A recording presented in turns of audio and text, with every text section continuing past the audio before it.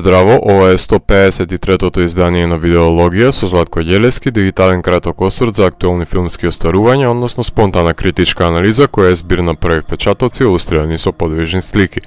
На денешниот репертоар е Ундине на Кристијан Пецолт, во кој станува збор за Ундине, глумена од Паула Беер, историчарка која одржува получасовни предавања за урбаниот развој на Берлин.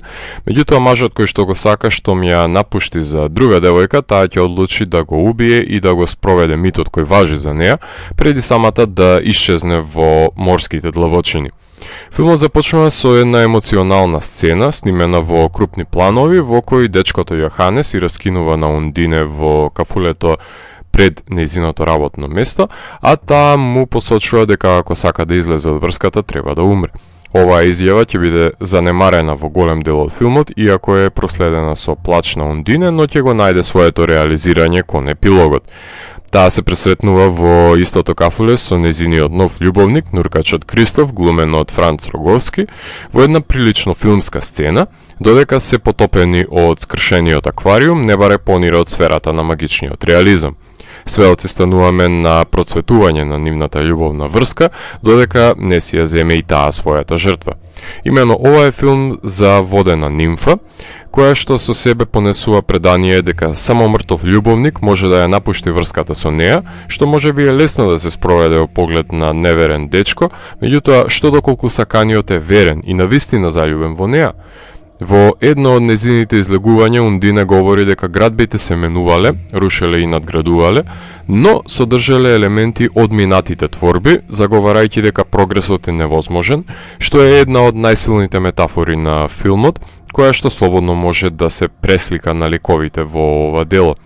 Ова начело е комплетно применливо на распространувањето на временските координати, односно можноста да се развие синхрона нишка помеѓу коегзистирањето на минатото и сегашноста во делото паралелно. Ундине има предодредено пророштво, кое не и дозволува да го живее незиниот живот како што посакува, слободна и реализирана, но дали може да биде препуштена сама на себе си без да повлекува мажи во бездната? Има многу прашања кои виреат во етерот неодговорени, недоречености за природата на Ундине, што ја прави среќна и дали може да излезе од детерминизмот на преданието. Затоа е интересно да се согледаат сите лица на Ундине на онтолошко рамниште, да ја осознаеме приватно и професионално, а сепак да останеме оддалечени од вистината која не сака да ни ја разоткрие Ундине. Таа треба да расчисти со своето минато пред да може да се ослободи од неговата тегоба и да зачекори напред во животот. Ундине е измислен лик за Паола, а добивањето на сребрената мечка на Берлинале за нејзиниот перформанс и освојувањето на европскиот Оскар за улогата сведочат дека таа ефективно ја оживеала оваа подводна нимфа, прикажувајќи го неискажливиот дуалитет кој го носи во себе. За Франц Роговски ви говорев неколку пати во оваа емисија, кој беше составен дел од A Hidden Life и Happy End, меѓутоа станува збор за чест соработник на Пецолт, носејќи ги машките улоги во неговите филмови на својот грб. Неговата физиономија и говор се толку впечатливи што доволно е еднаш да го погледнете и да го запаметите. Пецолт веќе сними еден филм со Беер и Роговски, а тоа е одличниот Транзит, но овој пат ги назначи со нови задолженија. Ликот на Кристоф е антипод на ликот на Јоханес. Искористена е една композиција на Јохан Себастијан Бах како лајт мотив во ова дело, која се провеа во неколку инстанци, за да биде своевиден одек на времето.